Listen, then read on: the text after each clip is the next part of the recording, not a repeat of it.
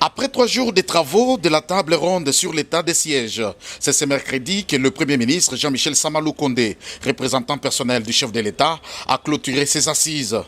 De ces 3 commissions réparties selon les thèmes, la levée de l'état des sièges, le maintien de l'état des sièges et la requalification de celui-ci. Celles des commissions ont, après d'intenses débats en interne, défendu chacune sa thématique, à savoir le maintien ou non de l'état de siège dans les provinces du Nord Kivu et de l'Ituri. Pour les uns, il faudrait lever l'état de siège, vu le chèque enregistré. L'honorable Sambuka, député du Nord Kivu, et maître Boniface Lungiringa de l'Ituri plaide pour la levée de l'état de siège dans les 2 provinces.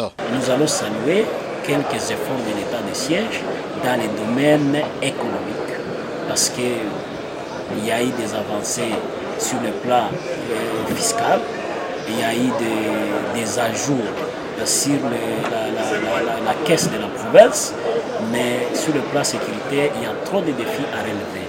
Et on a abouti à des conclusions selon lesquelles il fallait demander tout simplement la levée de l'état de siège. Pourquoi? Parce que l'état de siège a présenté ses limites. Il y a eu trop de bavures et par cette raison, on a demandé tout simplement la levée de cet état de siège pour permettre à la rentrée de l'ordre constitutionnel. L'acquis que l'état de siège a ramené pour qu'on puisse la maintenir, nous ne l'avions pas trouvé.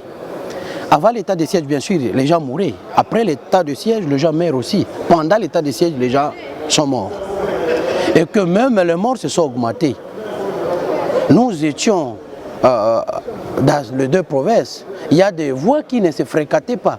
Ainsi donc, nous disons, après 3 jours de travaux, pour maintenir l'état de siège, il n'y a pas de mots à placer.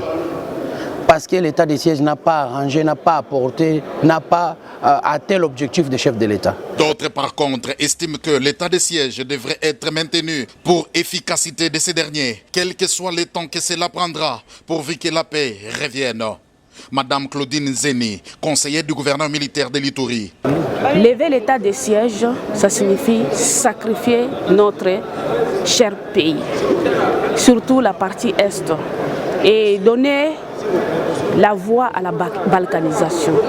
Et ça, c'est ce que nous déplorons vraiment de ceux qui soutiennent cette tentative, cette tendance à la division du pays. C'est pourquoi nous, à notre niveau, nous soutenons le maintien de l'état de siège parce que nous voyons que la situation est encore grave.